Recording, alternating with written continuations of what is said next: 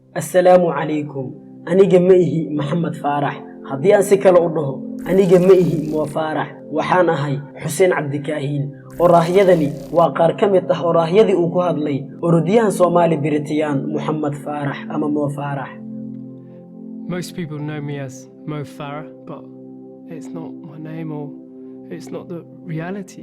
ولا ليال. قضية وحن وجهد لدونا سكدوا من سيد الصومالي وجهد لين وحن صوحيجن دونا إلى الله بو ضد أخبارات كود اللي جو كرسوني هيا كصوحيجن دونا إن شاء الله لقبل الله بالدقيقة أنا هذا لايو أنت أم قال كان كوجو دي جرنو شخص كان كوما مجعابينه محمد فارح أما مو فارح وحن كوما مجعابينا حسين عبد كاهين سيانو لقين جلينو حقيقة عصب هدير لأوجادي لنا كشفي حسين عبدي ayaa sidoo kale sheegay in xaqiiqda dhabta ah aynan ahayn sida ay dadku ogyihiin oo ay jirta xaqiiqad dhab ah oo inaan dadku war u haynin mudanayaal iyo marbooyin muuqaalkan waxa idin soo gudbinayo anigoo ah Umar Maxamed halkanina waa kanalka Garwaaqsi walaalayaal ku soo dhawaada muuqaal aan ku dul istaagi doono xaqiiqo la qariyay 30 sano ka hor lana ka shifay 30 sano kadib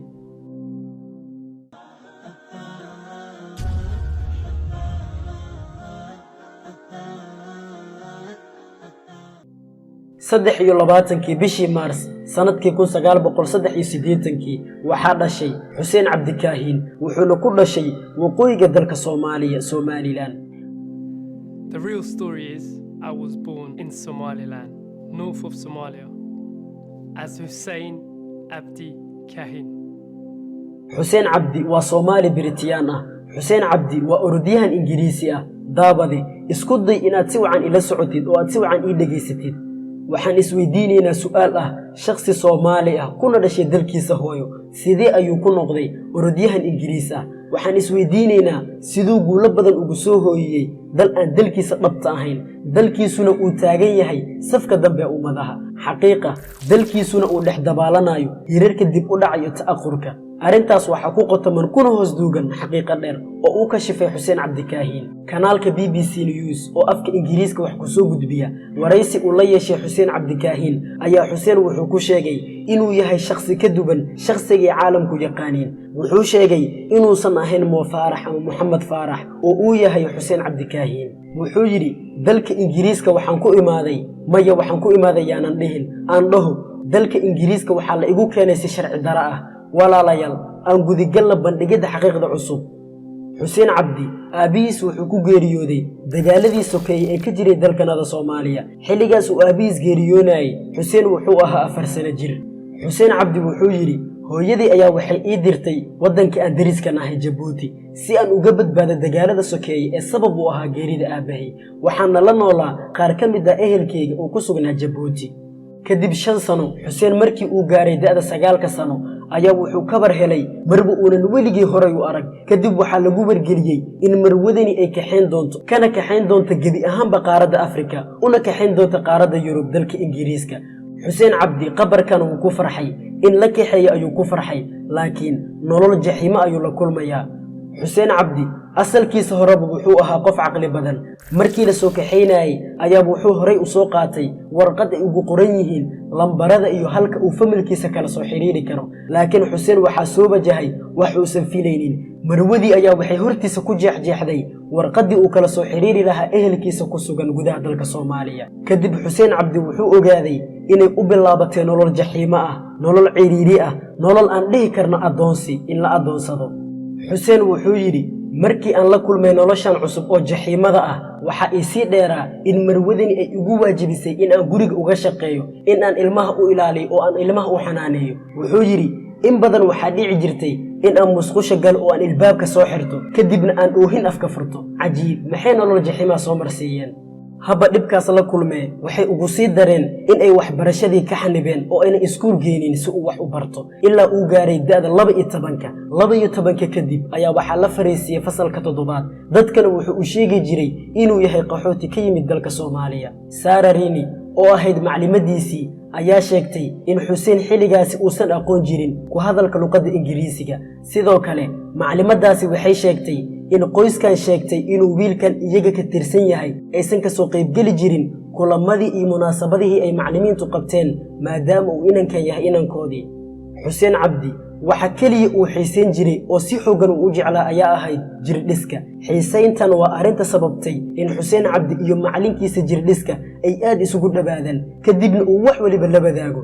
wuxuu la wadaagay xaqiiqdiisa iyo dhibaatada uu kala kulmayo qoyskan uu la nool yahay. macalinkiisii jirdhiska ayaa wuxuu la xiriiray hay-ad khidmatul ijtimaaciya, hay-adda u adeegta bulshada ee ka jirta Ingiriiska. kadib Xuseen waxaa laga soo kaxeeyey qoyskaas uu la noolaa, waxaana loo geeyey qoys kale oo Soomaali ah. macalinkiisii wuxuu aad Xuseen ugu caabiyey in Xuseen uu helay jinsiyadda ama dhalashada Ingiriiska. sanadkii 2000 Xuseen Cabdi Kaahin wuxuu helay ama la siiyey dhalashada ama jinsiyadda dalka Ingiriiska. xaaladiisuna way wanaagsanaatay waa sida uu sheegay. kadib markii qoyskan cusub loo geeyey wuxuu ka baxay noloshii jaxiimada ahayd ee uu ku noolaa, laakiin wuxuu sidoo kale sheegay in uu weliba aad ugu xiso qabay qoyskiisii dhabta ah ee Soomaaliga ahaa. wanaag weliba lagu sameeyo, farxad weliba lagu siiyo, marnaba helimaysid qoys kuu dhaama qoyskaaga dhabta ah, khaasatan helimaysid hooyo kuu dhaanta kaagana fiican hooyadaada ku dhashay.